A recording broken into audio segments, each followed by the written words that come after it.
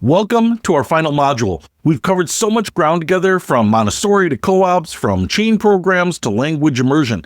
Now comes the moment of truth. How do you actually make a decision? And I'm going to be completely honest with you. This lesson might be the most important one in the entire course, because understanding the true cost of preschool goes way beyond the monthly tuition number. Evaluating costs and value. Let's start with those sneaky hidden costs that can completely blow your budget if you're not prepared. I call them death by a thousand cuts because individually they may seem small, but together they can add hundreds or even thousands of dollars to your annual preschool bill. First up, registration fees. These can range anywhere from $75 to over $1,000 per child, and they're usually due annually. Some schools call them enrollment fees, application fees, or administrative fees, but they all amount to the same thing: money you pay for the privilege of securing a spot. And then there are supply fees. Many programs charge extra for art materials, classroom supplies, or even basic things like paper towels and hand sanitizer. These typically run $50 to $300 per year, and some schools break them down by semester, so you might not realize the total impact up front. Field trips can be a real budget buster. What starts as occasional educational outings can turn into monthly expenses of $20 to $50 each.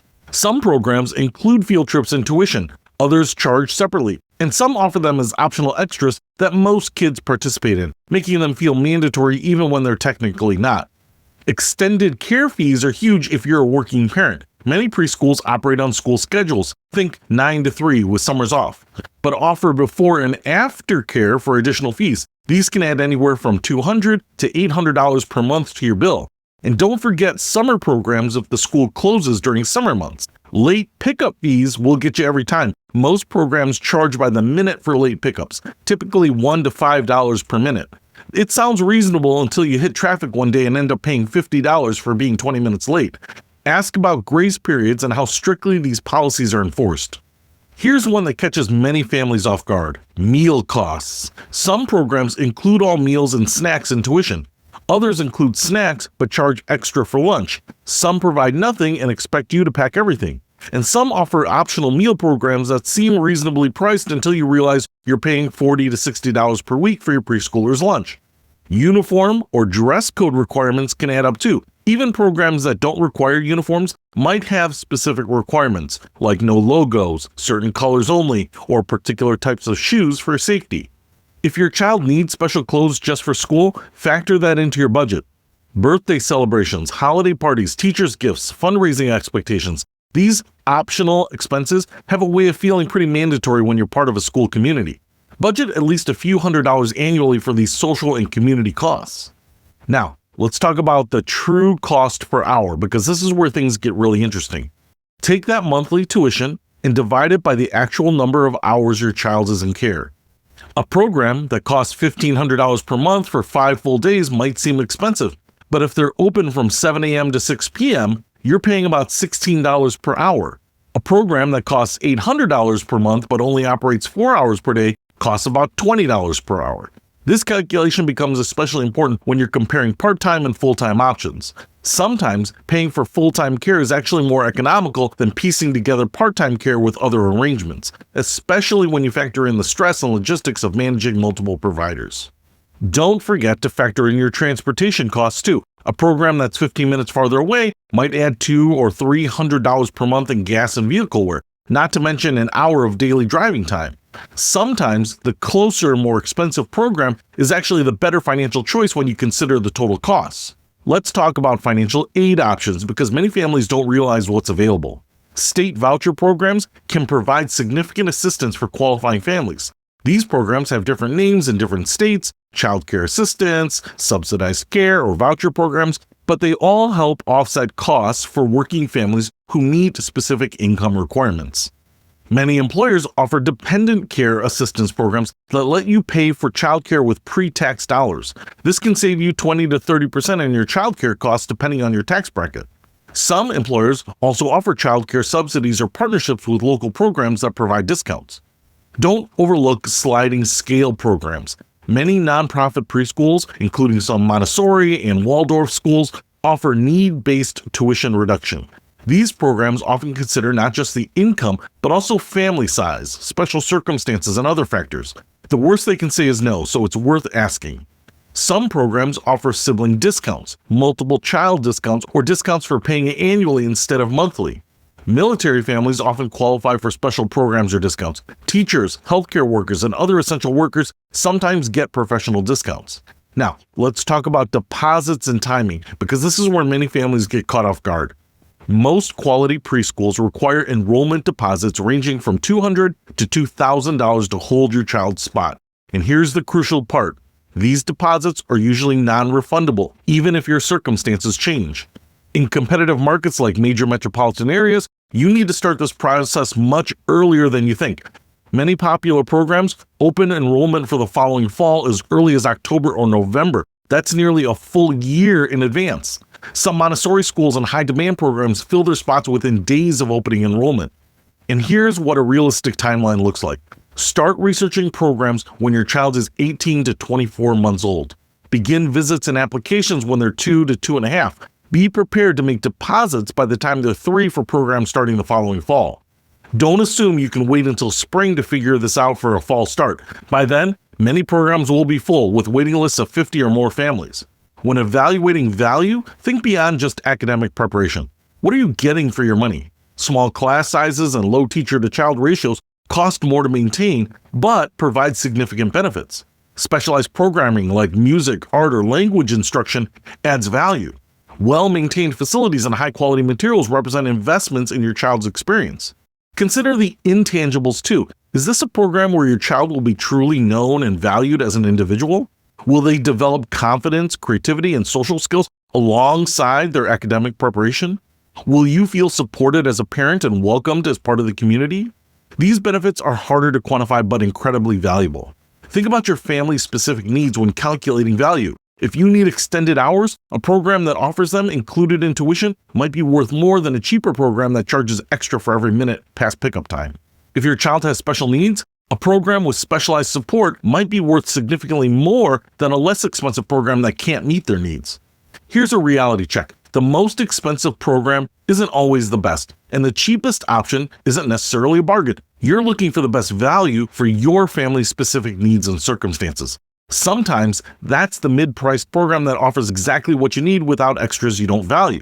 Create a realistic annual budget that includes tuition, fees, supplies, transportation, and those inevitable extras. Then add a 10% buffer for unexpected costs. If that total makes you uncomfortable, look for ways to reduce costs. Maybe a co-op program, a program with fewer extras, or waiting another year to start preschool. Remember that preschool costs are temporary. Yes, they're significant, but you're not paying for them for 18 years like getting prepared for college. Most families pay preschool tuition for 2 to 3 years maximum. If a program is truly the best fit for your child, it might be worth stretching your budget temporarily. Finally, consider the opportunity costs of different choices. If a high-quality program allows you to work more hours or advance in your career because you're confident in your child's care, that has an economic value too. If a program requires significant parent involvement that limits your work options, factor that into your cost analysis. The school visit and evaluation process. All right, now let's talk about school visits because this is where the rubber meets the road. You can research programs online and read all the brochures you want, but nothing replaces actually seeing a program in action with your own eyes. And I'm going to give you some insider tips that will help you see things that many parents will miss completely. First, let's talk about timing. Most parents visit during convenient times, late morning, early afternoon, maybe during pickup or drop-off. But here's the thing, you want to see the program during challenging times too. Ask to observe during transitions, lunchtime, or right before nap. These are when you'll see how teachers really handle stress and how well the program systems actually work. Try to visit on a regular day, not during special events or when the director is giving tours to multiple families. You want to see the normal day-to-day reality, not the dog and pony show.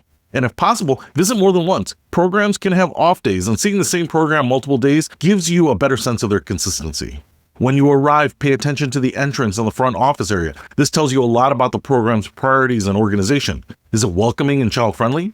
Do you see evidence of security protocols, visitor check-in procedures, locked doors, identification requirements? Are staff members warm and professional in their interactions with you? Look at the walls and displays throughout the facility. Are children's artwork and projects prominently featured? Do the displays look fresh and current, or have they been up since 1995? Can you see evidence of learning in progress? Charts showing children's investigations, documentation of project work, photos of children engaged in activities. Now, let's talk about what to observe in the classrooms, because this is where you'll learn the most. Don't just look at the toys and materials, watch how children are using them. Are kids engaged and purposeful in their activities, or are they wandering around aimlessly? Are materials accessible to children, or do they have to ask adults for everything? Pay close attention to teacher-child interactions. How do teachers respond when children have conflicts? Do they get down on children's level for conversations? Are they asking open-ended questions that encourage thinking, or just giving directions and command? Do they seem genuinely interested in what children have to say? Listen to the noise level and quality of sounds in the classroom. A good preschool classroom has what I call a productive buzz, children talking, laughing, and engaging, but not chaos or constant shouting. Complete silence might mean children are overly controlled or afraid to express themselves. Constant noise might mean that there's not enough structure or adult guidance. Watch how transitions are handled. How do teachers move children from one activity to another? Are there clear signs and routines that children understand? Do transitions feel smooth and natural? Are they chaotic and stressful? Transitions are often when behavior problems emerge, so they're a great indicator of program quality. Observe the outdoor time if possible. Are children actively engaged in physical play, or are they just running around randomly? Are teachers involved and engaged, or just supervising from a distance? Is the outdoor equipment well maintained and age appropriate? Do children have opportunities for different types of play? Climbing, running, quiet activities, group games. Look at how the program handles children's individual needs. Do you see evidence that the teachers know each child well? Are there accommodations for children who might need extra support? How do they handle children who finish activities quickly or need more time to complete tasks? Pay attention to the social dynamics among children. Are they cooperating and playing together positively? How are conflicts handled? Do you see evidence of inclusion and kindness? Or are there patterns of exclusion or unkindness that teachers aren't addressing? Now, let's talk about red flags, things that should make you think twice about a program. Teachers who seem overwhelmed, frustrated, or disengaged with children. Staff who speak about children negatively or dismissively, especially in front of children. Programs where children seem fearful, bored, or acting out frequently. Facilities that are dirty, disorganized, or poorly maintained. Outdoor areas that are unsafe or lack adequate supervision. Programs where you hear a lot of yelling or see harsh discipline practices. Any signs that children's basic needs, food, rest, bathroom breaks, aren't being properly met and kindly. Teachers who can't answer basic questions about curriculum, child development, or program policies. Directors who seem defensive about questions or unwilling to let you observe freely. Programs that pressure you to make immediate decisions or won't let you visit multiple times. On the flip side, here are green flags that indicate high quality. Teachers who seem genuinely happy to be working with children and speak about them with warmth and respect. Staff who can articulate their educational philosophy and explain how they support different types of learners. Children who seem comfortable approaching adults for help or comfort. A mix of child-directed and adult-guided activities that flow naturally throughout the day. Evidence that children's interests and ideas are valued and incorporated into the curriculum. Clear policies and procedures that are consistently followed. Teachers who communicate regularly and substantively with families about children's experiences and their development. Programs that welcome parent involvement and create genuine partnerships with families. When you're asking questions during your visit, go beyond the basic logistics. Ask teachers what they love most about working with this age group. Ask how they handle challenging behaviors or support children who are struggling. Ask what a typical day looks like, how they adapt when things don't go according to plan. Ask about professional development and teacher support. How does the program help teachers continue learning and growing? What happens when teachers have concerns about a child's development? How do they communicate with families about sensitive issues? And don't forget to ask the practical questions too. What happens when a children gets sick at school? How do they handle the emergencies? What are the policies about medication, sunscreen, or dietary restrictions? How much advance notice do they need for schedule changes or time off? And don't make decisions during the visit. Even if you fall in love with the program immediately, take time to process what you've observed. Discuss it with your partner or other important people in your life and compare it to the other programs you're considering. Take notes during and immediately after each visit. You'll be surprised how quickly details fade, especially if you're visiting multiple programs. Note specific things you observed, questions that came up, and your gut reactions to different aspects of the program. Making the final decision. Here we are, the moment you've been building towards this entire course. You've learned about different educational philosophies, visiting programs, crunched numbers, and probably lost some sleep thinking about all the options. Now it's time to actually make the decision, and I'm going to help you do it in a way that feels confident and clear. First, let's create a decision-making framework that takes the emotion and overwhelm out of the process. Start by listing your non-negotiables, the things that absolutely must be true for any program you choose. Maybe it's safety protocols or location within a certain distance of home, or specific hours of operation. These are your baseline requirements that eliminate options immediately. Next, identify your top 3 to 5 priorities. These might be things like educational philosophy alignment, cost considerations, teacher qualifications, or social emotional focus. Rank these priorities in order of importance to your family. This ranking will help you when you need to make trade-offs between programs. Now, create a simple scoring system for each program you're seriously considering. Rate each one on your priority factors using a scale of 1 to 5, with 5 being excellent and 1 being poor. Multiply each score by a weight that reflects how important that factor is to you. Add up the weighted scores to get an overall rating for each program. But here's the crucial part. Don't let the numbers make the decision for you. Use them as a tool to clarify your thinking, not as a substitute for your judgment. If the winning program doesn't feel right in your gut, pay attention to that feeling. Let's talk about trusting your instincts, because this is where many parents struggle. You might visit a program that looks perfect on paper. Great philosophy, wonderful facilities, impressive credentials, but something just doesn't feel right. Trust that feeling. Your subconscious is picking up on things that your conscious mind might not have articulated yet. On the other hand, if you fall in love with a program that doesn't check every box on your list, maybe the facilities aren't the newest or the cost is a little bit of a stretch, but you can see your child thriving there. Sometimes the heart knows things that the head takes longer to figure out. Here's a reality check that might help. There's no perfect preschool. Every program will have some aspects that aren't ideal for your family. The question isn't whether you can find perfection, but whether you can find a program where the strengths significantly outweigh the weaknesses for your specific child and family situation. Consider your child's personality. If they're naturally introverted and need some time to warm up to new situations, a smaller, quieter program might be worth prioritizing. If they're incredibly social and thrive on variety, a program with lots of enrichment activities might be worth the extra cost. Now, let's deep dive into waitlist strategy, because this is where many families find themselves, and it requires a completely different approach to decision making. First, understand how waitlists actually work. Some programs rank families in order of application. Others group families by categories: siblings of current students, families of alumni, then general applicants. Some programs don't rank at all and pull from their waitlist based on specific needs. Maybe they need more boys or children of a certain age. Ask directly, how many families are ahead of you? How many children typically come off the waitlist each year? When will they know about availability? Some programs give you real numbers, others will be vague, but it's worth asking. Here's your waitlist action plan. First, accept a spot at your second choice program if it's available and you genuinely like it. Yes, you'll lose that deposit if you switch later, but having a guaranteed spot reduces stress enormously. Think of that deposit as insurance money. Stay actively engaged with your first choice program. Call monthly, not weekly, you don't want to be annoying, to check your status and express continued interest. Send brief update emails about your child's development or interests that align with the program.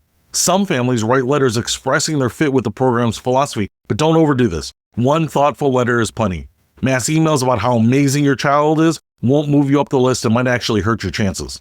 Be strategic about timing. Many families make decisions in March and April, so that's when waitlist movement typically happens. Some additional spots open up in late summer when families relocate or change their minds.